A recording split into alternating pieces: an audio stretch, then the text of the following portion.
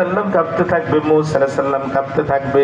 ওই দিন এক শ্রেণীর মানুষ উঠবে যারা আল্লাহকে ভয় পাবে না, বরং লাইন দিয়ে মাথা উঁচু করে আল্লাহর জান্নাতের দিকে রওনা দেবে।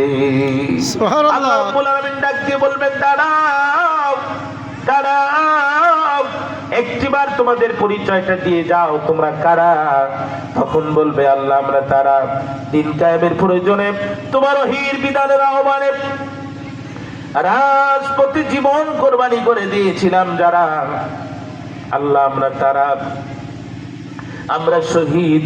এই যে দেখো আমাদের হাত নাই, আমাদের পা নাই, আমাদের গলার মধ্যে শরীর দাগ, বুকের মধ্যে এলএমজি আর এসএমজি চাইনিজ কোরআনের কোপের দাগ, আল্লাহ আমরা শহীদ হয়ে গেছি। আল্লাহ বলবেন, বুঝলাম তোমরা শহীদ, কিন্তু কোথায় যাও? তখন তারা বলবে, রব্বুল আলামিন আমরা জান্নাতের দিকে যাই। আল্লাহ বলবে, বান্দা নবীরা পর্যন্ত থরথর করে কাঁপতেছে, তোমরা জান্নাতে যাবা, জান্নাত তো তোমরাই পাবা, কিন্তু তার আগে কি আমার কাছে আর কিছু চাবা?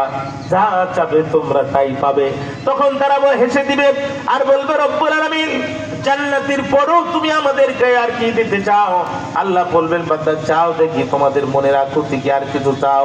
তখন তারা বলবে, রব্বুল আলামিন সত্যি যদি জান্নাতের পরে আর কিছু তুমি দিতে চাও, তাহলে জীবনটা আর একবার ফিরায় দাও, টাঙ্গাইলের জমিনে আর একবার যেতে চাই, তোমার নামে আর একটা লিল্লাহে তাকবীর দিতে চাই, বাতিলের আঘাত বুকের মধ্যে নিয়া রক্তাক্ত জামা কাপড় পরা অবস্থায় আর একবার শহীদ হয়ে তোমার দরবারে ফিরে আসতে চাই।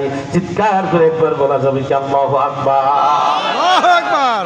আহা, কি মর্যাদা! আমরা শহীদ হতে চাই না প্রিয় ভাইরা? আল্লাহ তাআলা আমাদের শাহাদাতের মৃত্যুকে তুমি আমাদের তকদিরে লিখে দাও।